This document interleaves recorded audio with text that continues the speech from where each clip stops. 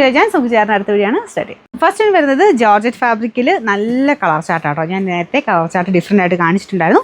അതിൻ്റെ തന്നെ ലൈറ്റ് ഷെയ്ഡിൽ ചെയ്യിപ്പിച്ചെടുത്താണ്. സ്ഥിരം ഉപയോഗത്തിന് നമുക്ക് എപ്പോഴും വാഷ് ചെയ്യുന്നവരൊക്കെ ഉണ്ടല്ലോ, അങ്ങനെ എപ്പോഴും എടുത്ത് വാഷ് ചെയ്യാൻ പറ്റുന്ന സൈസ് ഫാബ്രിക്കിൽ ചെയ്തേക്കുന്നതാണ്. ടോപ്പിൻ്റെ ഫ്രണ്ട് പോർഷൻ കംപ്ലീറ്റ് വർക്ക് കൊടുത്തിട്ടുണ്ട്. നമ്മുടെ ഒരു ഷിഫ്ലി ജോർജറ്റിൻ്റെ ടൈപ്പ് അല്ല കേട്ടോ, അതിനേക്കാളും കൂടിയ ഫാബ്രിക്കാണ് ഇതിന് യൂസ് ചെയ്തേക്കുന്നത്.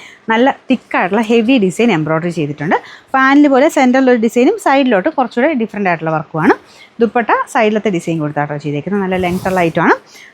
ബോട്ടം വിത്ത് ലൈനിങ് ഉണ്ടെന്ന് തോന്നുന്നു. ബോട്ടം വിത്ത് ലൈനിങ് ആട്ടോ. ബാക്ക് സൈഡിൽ വർക്കില്ല, ഫ്രണ്ട് പോർഷൻ മാത്രമേ ഉള്ളൂ. Number AF 290, rate 1100 1100. അപ്പോൾ ഈ ഒരു ഐറ്റത്തിൽ 3 ഷെയ്ഡ്സാണ് വന്നേക്കുന്നത്. 3ഉം നമുക്ക് ആ ഒരു ഏറ്റവും ഫേവറേറ്റ് ആയിട്ട് നമ്മൾ സെലക്ട് ചെയ്യാറുള്ള ഒരു പീച്ച് പോലത്തെ ഷെയ്ഡ്. മുമ്പ് കാണിച്ച പിങ്കിഷ് പീച്ച് ആയിരുന്നു.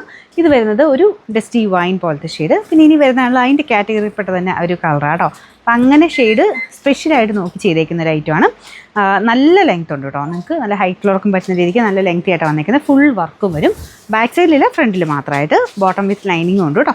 Number AF 288, rate 1100. നമുക്ക് മൂന്നാമത്തെ ഷെയ്ഡ് വരുന്നത് പീച്ച് കളർ. പീച്ചിൻ്റെ അടിപൊളി കളറാട്ടോ. നല്ല രസമുള്ള പീച്ച് ഷെയ്ഡാണ്. ഞാൻ പറഞ്ഞില്ല, ആ ഒരു സെക്ഷനിലെല്ലാം ഇങ്ങനത്തെ സൈസ് ഷെയ്ഡ് മാത്രമേ ഉള്ളൂ. എല്ലാവരും പെട്ടെന്ന് സെലക്ട് ചെയ്യുന്ന ഷെയ്ഡ്സ് മാത്രം.